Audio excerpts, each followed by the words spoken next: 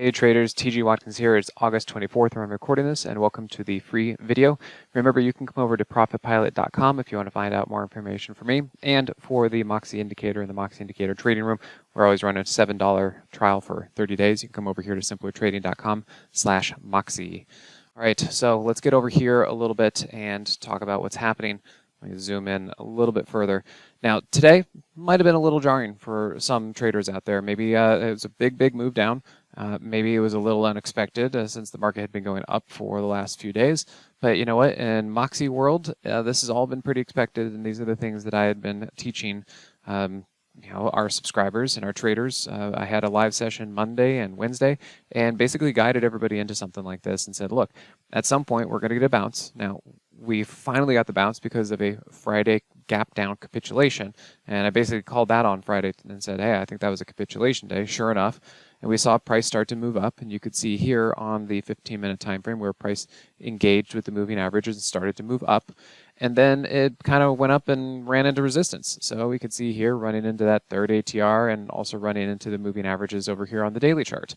Now, as far as the Moxie indicator goes, we could see that we knew that this was a bounce, and we knew that this was going to run out of steam at some point. And you can see why we had price over the 50, the Moxie indicator below 0, and that's what I call an inverse trampoline move. Price should not be over the 50 if the Moxie indicator is below 0, and so this is why we knew that any kind of bounce was eventually going to get sold into, and it just so happened to be today. Now, maybe some of the reason of why it happened today could be Nvidia as far as its earnings. It could also be Jackson Hole with Jerome Powell and all those economists and world leaders and people like that meeting. And then as far as Nvidia goes, I just want to show you guys, I think it was Jesse Livermore that coined the term the century mark, and basically, somebody else then said round numberitis. You can look here that where did Nvidia go to today? Well, basically $500. And then what happened? It couldn't get past it. So there was a kind of a round numberitis, just like even at 400, there's a bit of a round numberitis. I mean, look at this. You could even see right here, $400 turns out to be a round number. So I find those things to be very interesting, and I'm actually now looking at this. How about 300? Look at that, another kind of area where price was centering around. Just these fun little things to learn and add to your quiver of tools. That being said, though, Nvidia jumped up and gapped up on earnings, and then it got promptly sold into. Maybe for some of these other reasons, but you can also see it was very extended. I mean, price doesn't really like to get outside of these third ATRs, and so that's kind of what's been happening. Now, if we step back and we look at kind of the bigger picture of things, we know that Nvidia is just wildly overbought. But what about some stuff like Tesla? Now, I know that these pullbacks and these drops that we've been seeing over the last few weeks have been brutal, and they went very fast and it's very tough, sure.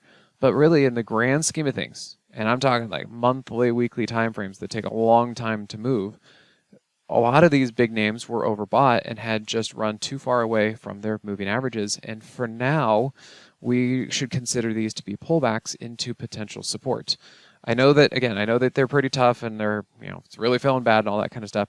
But we just don't have enough information yet to know if this is going to get worse or if this is really just some sort of major correction. I mean, you can kind of look at Tesla and it's not too far off from a general trend line. So we have to let price pull back like this. And we have to let it kind of establish itself, and then we can see if this gets worse. So if it's going to get worse, we should see price kind of move up and then continue to roll over.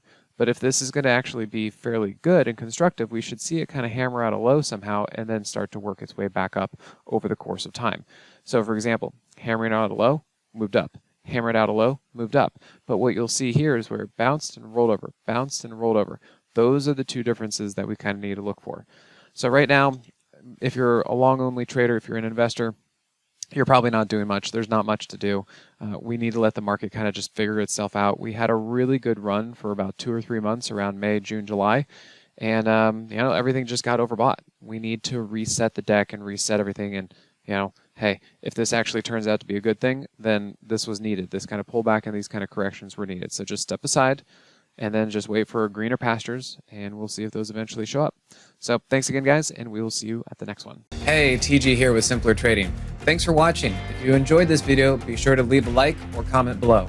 Also, make sure to subscribe and click that notification bell so you can stay up to date with my market analysis. Or you can join my free newsletter with the link in the description.